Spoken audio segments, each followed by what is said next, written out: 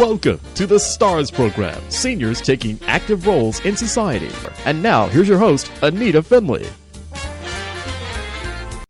So for those of you, of course, who are listening to our shows for so many years, every once in a while we get an author who's unique. Really, I have to say that Russel Lazega is unique because he wrote Managing BUBBIE. And probably Managing BUBBIE, if it were in Alabama, I don't know if it would go so well. But here in South Florida, it's perfect. So, Russell, you are really having a ball with the book that you wrote, aren't you? Oi, having a great time, indeed. Just loving it, traveling, touring. I'll be actually going pretty much throughout the country promoting it, so I'm excited. I'm thrilled. Is this because the audio book is ready? Yes. As a matter of fact, that's kind of what triggered it. I had written this self-published book ages ago and wound up just putting it out there after going through the big publishing houses and getting frustrated with publishing houses saying, we love it, you're brilliant, this is wonderful, but how do we sell a Jewish story in Kansas? Right. And wound up putting it out there myself, and lo and behold, I'm getting emails from people in Kansas saying, we love this, we want more. And so traveling around, touring about on the book, and put together an audio book with a really incredible celebrity ensemble cast. So I'm thrilled. We've got Academy Award nominees, Emmy winners, Golden Globe winners, all lining up that cast. And then poor old sloppy little me. So, oh, my God. I can't wait. But, yeah, no, the audiobook was something really exciting for me. Kind of a necessity down here in South Florida. Well, I learned. Sorry, go ahead. No, I was going to say, this isn't a story just about having a grandmother who was a little different. It had so much to do with the war, World War II. So it was, when she wanted you, and I read in your book how much she said, Russell, you have to write a book about me. You have to write a book. And you put it off as a lawyer. You had a lot of other things to do. You thought, what am I going to write about her, right? What was the turning point that you decided to do that? I'm Jewish. I didn't have a choice. She hocked me and bugged me and nudged me. I want you to write these things down, my stories, my life. To tell her what I did. She was promising me $1 million to pay you for this book. And at one point I said, you know what? Let me stop, listen, and write. And it really was an amazing story. And probably the most amazing thing about it is how common and universal it is. You see so many immigrant families in this country where parents and grandparents came from horrific times, circumstances, places, just looking for a better life and doing anything and everything to get their children to this country. And that's what her story is. You could just replace Jewish with Russian, with, Cuban, with Chinese. So many people have shared similar stories. And so this was just one seamstress' story that I wrote down, and it wound up just picking up momentum. People related. Yeah, well, it is just, I don't know how to describe it. I could see your grandmother sitting there in a chair talking to you and talking about this, and you loved her so much, and it all came out in your book. But the big thing is that she really did have a special life. A lot of people now are passing away who were part of the Holocaust, World War II. So this is really recapturing that history. I wanted the readers and the listeners for the audiobook to feel like they're a seat at this brunch table. For those who aren't familiar with my book, it's really two stories in one. My grandmother lived an amazing life, but she was impossible. She was unmanageable. If you told her to go left, she went right. And so, during the war, where her husband wants to go sign his name to a German list and walk into a camp, she said, no, I'm going the other way. I don't listen to what I'm told to do. And that kept her alive, that she was impossible. But I also wanted to show no story of a life is complete without telling where that person ended up. And I wanted to tell a story that's really so common to so many of us here in South Florida. 40 years later, when she's struggling with, medication and living on her own, and she needs the unthinkable, something she never would have dreamed of asking for, help. And she had been kicked out of 6 assisted living facilities in like 5 months because she was unmanageable. And all those funny stories of just wrestling with this older relative who's survived horrors by refusing to do what she's told. I think it's a universal story. I've got my wife's family's Cuban, and we get from her family, mira, we survived Castro. He tried to kill us. You can't tell us what to do. It's universal. We've all got that incredible family story of people who stood on much bigger shoulders for us to, we're standing on much bigger shoulders to get here. And yes. So I really wanted that story to get out there. So tell me how you are going around the country. Do you have a press agent? Tell me how this is all happening. Oh, well, it started simple and small. 20 years ago, I tried to, write this story and had given it to a friend of mine who had published a successful book. And, like any good friend, she said, "Hi, Russ, leave me alone. You're hawking me with your book. Everybody's hawking me with their books. I don't have time for it." And so I left it on her kitchen table, hoping maybe she'll read it. And lo and behold, the next day I get a call. "You little rat, you left it on my table hoping I would read it." Well, yeah, I did. Right. And she said, "I hope you don't mind. I sent it to my agent in Connecticut." It was a very big, prominent agency, and we were, buzzing and trying to sell this maybe 20-something years ago. And they came back with, "We love you. We love the story, but how do we sell this in Kansas?" The publishing industry just didn't think an ethnic story would relate to Middle America. And so I got frustrated. I put it on the shelf, and 20 years later, literally hit click, print, and send, and out to Amazon and the publishing universe, and it wound up picking up 20 awards. And people that were, especially people who were not Jewish, had never experienced these stories. Right. It wasn't a concentration camp story. This was escape, a mother going at all costs to take her children to safety, crossing 5 countries, 2 continents, just for survival.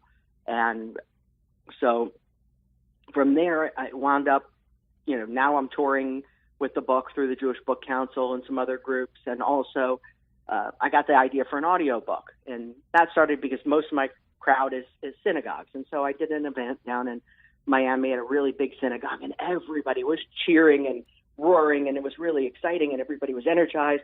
Finally, at the end, I'd only sold like 3 books. So I started chatting up an overtired lawyer, and I asked the guy, "So, did you like the show?" "Oh, what? The book? Yeah, wonderful." And I said, "Well, I only sold like 3 books." "Huh? Books? What?" Right. "I only sold 3 books." Right. "We don't see."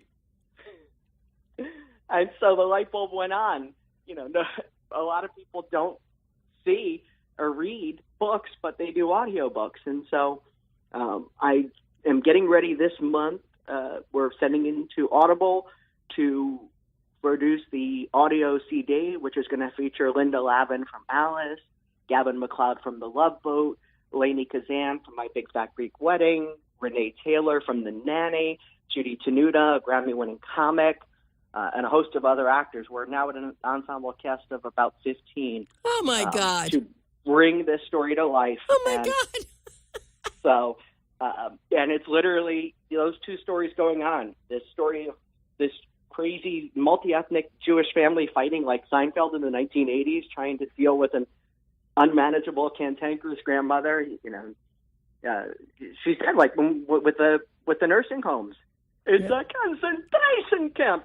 All day these people wait around to die like a death camp. I escaped from Europe to get out from the death camps. You're not putting me there now. No, I escaped from Hitler. I can escape from here.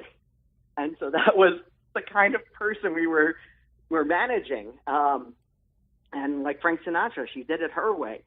And so it really, the audiobook does such a beautiful job of bringing those characters to life. Linda Lavin playing Bubbie was just spectacular, and brought a lot of other characters from the 1980s to life. My family is a very multi-ethnic family. Some of them are New York, typical, like a New York Jewish family, meeting this very European Yiddish family from Poland, Belgium, and that area.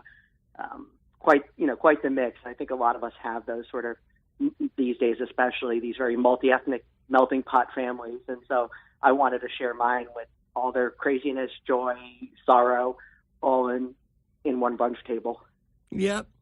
Very, very exciting. And the thing, though, and I asked you this once before, I'm going to ask again, how do you get this dialect? I mean, do you do in other languages the same way? Is that just a natural way you have? You know, my big fat Greek wedding, I've got my big fat Jewish family. I've got this enormous 300 cousins Jewish family, and they're all from other parts of the world. And so I say in my book, Miami is a colorful place where everybody is from somewhere else and no one speaks the same language. That was my family and is my family. And so I guess it's just something I'm used to hearing, and, you know, something I wanted, again, the readers, listeners, especially for the audiobook, you know, to feel like they're a chair at that table, that they're sitting there with this family, not just sharing their stories from today, but flashing back to where those stories came from, the incredible escape from Europe, and how people survived the war, just doing incredible things like taking 3 small children alone across the Pyrenees Mountains in the winter on foot, you know, with nothing but stars to guide you. This is how so many people come to America with struggles like that. Yep. Well, when you think about what your grandmother went through and what you've been talking about, we have, of course, today all the immigration problems, same things, like history repeating itself, isn't it? You know, it is. I think America's always been like a northern star for people. In my case, my grandmother actually followed the stars to get across the mountains, making her way there. But it's hope, it's freedom, it's opportunity. And so people are always going to seek a better life here.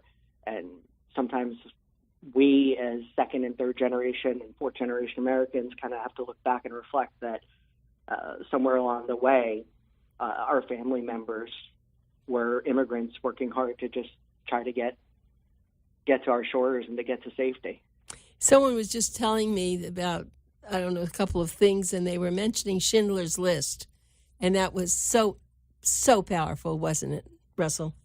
Oh, unbelievable. Schindler's List was, and I credit Steven Spielberg for just doing such a beautiful job of telling an unbelievably difficult story with just absolute truth and no filter. And, you know, luckily in our family's case, there was obviously a lot of struggle and strife, but my grandmother never wound up in the camps because she kept running. It's a chase. My grandfather wound up in a French camp at one point, but she broke him out. Really? Pretending to be sick. Yeah, she pretended to be sick, threw herself to the floor, and it was run by the French at the time. You know, the French were not really fond of the Nazis either, a lot of them, and so my grandfather said, "Look, I'll help her to the bus stop and come right back. It's raining," and you know, no one else was looking, and so the guard said, "Oh my God, go," and they never looked back. Wow. That's that was.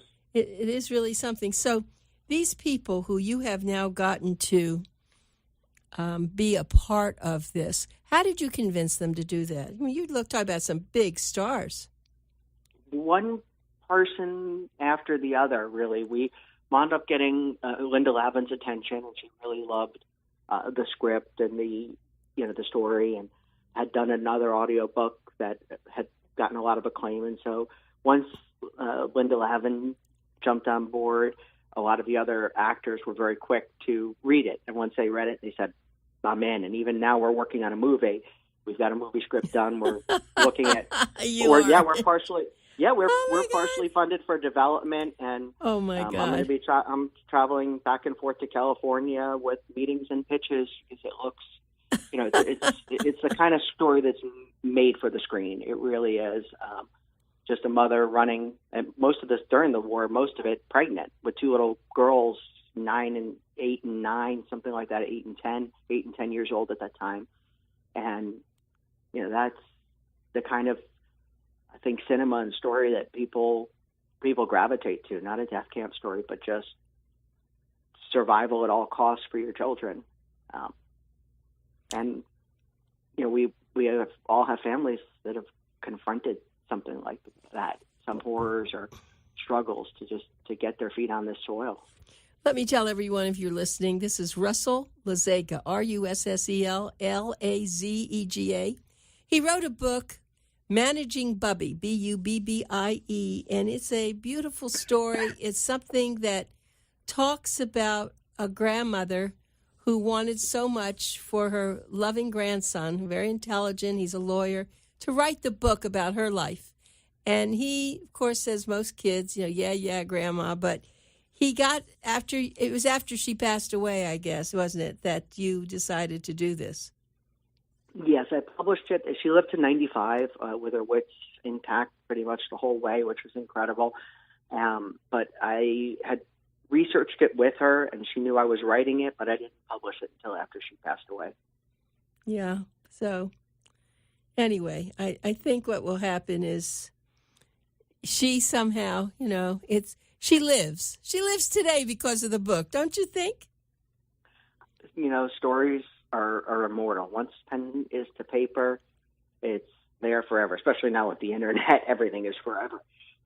But, yeah, and I think I wanted to tell it unfiltered. And so the good, the bad, and I think she would really have been proud. It wouldn't have been necessarily always the story that she would have wanted to tell. She went through struggle in her life, losing a child and other things, but I think it was so important to tell the complete story, and I think looking back, she would be immensely proud. Yeah. She was a typical Yiddish Bubbie. Everything my grandchildren, I got the girl for you. I got the grandson you should marry. That was her, always just fawning over her grandkids and children. Yep, that's true. So I know there are a lot of people out there with stories from their grandparents. And it's funny, Bill, my husband's book, Air Force Cowboy, now a lot of the people in World War II are not purchasing it, but it's their kids who heard their fathers, grandfathers talk about the war. They're the ones purchasing it. It's absolutely true. I think the publishers couldn't have been more wrong about what people in America care about. And, I know my generation, we grew up with these family stories, these immigrant stories. And for us, it's incredibly nostalgic. It makes us finally remember people we loved and lost. And I know particularly for Jews from that era, that the Yiddish accent, the culture of Miami Beach and the Rascal House, it's dying. We don't have that accent. We're losing the language. And so for a lot of people, they're remembering a generation that is slowly disappearing. Even the stories and reality of the Holocaust is slowly fading, with people saying they don't believe it happened, or skeptics and critics. And so it's so important to keep these memories alive. Yeah, and it's good that you have the talent. It's one thing for someone to say, okay, I'm going to write it all up, but it's one thing to have talent, and you sure did have the talent. Did someone actually help you with the writing? Did you have an editor, or let's say not an editor so much, but a co-writer? No, and thank you for the compliment. It was all me. I've been writing books for decades. The odd thing is I've sold several $1 million of books I'd never tell anybody to read, about making money and law and things of that sort. But this, for me, was a passion project and something I did on my own. Even the movie script, I wound up getting involved. I got the attention of a writer and producer in Los Angeles who liked it and wanted to work on it. And so we collaborated together to build this amazing movie script. But I've always had my hand in the writing. It's just too close to home to not. Yeah, it's true. And what about your kids? What do they all think about this? Oh, my daughter is a singer-actress, 8/9-year-old. And she loves it. She's actually on the audiobook, playing my aunt at 9 years old, and get a French accent. Really?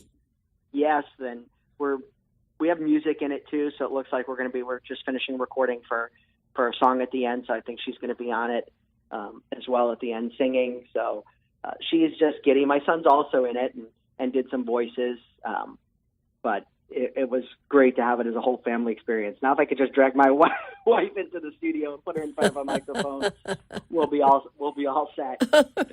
Right. Well, not everybody's as as outgoing as you. Should we say it that way? I'm a big mouth. That's okay. Outgoing sounds better. But you're good. Tell me something.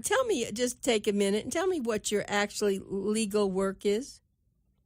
I am an attorney that basically I sue insurance companies. I help people fight when insurance companies don't pay their claims, home insurance claims, health insurance, life insurance, car insurance, where the cars get stolen, crashed up, and the insurance won't pay to fix it. That's what I do. I have 16 lawyers throughout Florida just fighting with insurance companies. And there are a lot of insurance companies that don't pay? You mean they don't pay anything, or they don't pay the right amount? Oh, my darling, it's job security for life with insurance companies that don't want to pay. Either they don't pay anything, or they say it's somebody else's fault or some other cause, or they don't pay. When they do pay, they try to pay a quarter or a half and see where it goes. So it certainly keeps me busy fighting. What a lot of people probably don't know is that Florida law requires the insurance company to have to pay your attorney's fees on top of what they owe you on the claim. So I don't charge my clients a percentage in most of my cases, or even a fee. I just look and see if I can win it, then I'll handle the claim without charging any fee or percentage. So I see. Great unknown that a lot of people don't know is if you're having a problem with an insurance company, you can get a good lawyer to look at your case without charge. Ah, okay. So we never advertise what you do. And, I certainly, if there's something there that we should be doing to let people know that they can call you, I certainly wanted to be able to do that for you. Oh, I would love to do that. Probably with less accents, but yeah, right, with less accent. Yeah, you never know. That's true. I just did an interview in Spanish the other day on insurance stuff, so maybe we can pull out the accent. Yeah, well, no, that's good that you do that. So Russel Lazega wrote a book, and it's called Managing BUBBIE, and BUBBIE is a Yiddish term for grandmother, and I'm sure that does the Spanish family member have, what would their grandmother be called? Abuelita. Abuelita. Which is like little grandma. Yeah, and I know Nonna is the grandmother in Italian. Mm-hmm. And Nana, too, sometimes in Spanish. Uh-huh. And then I'm sure in German and some other languages, there's something special for them, too. It's very interesting that my grandchildren, I have triplet grandchildren there, and they've been calling me Anita. They call me by my first name, which is okay, but that's good. It doesn't matter, but I don't know how that all happened, but it's all right. So that's mine. And you have like so many different ethnicities. You could have like 5 different names. You could be Oma, Grandma, Nana. Right. No, it works great. And so, I'm happy that, I love to meet people like you, authors, people who really have another profession, but there's something about writing your own book. Now, do you plan on writing more after this? I do. My writing partner that I've been working with have already started on another movie script, a TV pilot series, another Spanish TV pilot series idea. So I am constantly writing and literally all over the map between drama and comedy and Spanish language and another comedy film. So definitely this is just the start. Yeah, I guess, is it going to be in your blood now, right? It is. As they say, got bit by the bug. Right. Well, it's the biggest part about writing a book, of course, is getting it out there. And I know you have found that to be true. And although, you've done some good PR, it is hard because there are a lot of books out there. But if you have something that is unique, that's the key. And I believe you do have something, well, at least it wouldn't be unique if you weren't in charge, because you are a unique individual and you are fun. And people love to have you as an interview. I'm sure that you don't have much trouble if you find the right location to say, I'd like you to interview me about my book, right? And you start giving them all this stuff you do. I'm sure they're glad to have you on their show. I like unique better than bizarre, so yes. I never say bizarre, right? Any day, but yeah, no, I'm having a blast just traveling around, meeting people, sharing my story and hearing other people's stories. I just did an event in a Jewish center down in Miami Beach where half of the population in the center was Cuban Jewish, and so there's stories I got from them where we fled Germany, went to Cuba thinking things were safe, and then had to pick up and flee again. And so you get these incredible life stories from people that you just never expect. And right, that's where we go with the movie. Is it starts on a park bench, a bus bench rather, and staring at the eyes of a grandmother riding the bus, and you never know what's behind. Of course, that person you're sitting next to. Right. Well, Russell, it's just great talking to you. And if you have a trailer or something I can look at, let me know. And just stay in touch with me, okay? Because you're really a great guy. Great guy. Thank you. I will. I'll send you the trailers. Yeah. Thanks so much, Russell. Good Always luck. a pleasure, Nita. All right. Thank you. Bye. Bye-bye.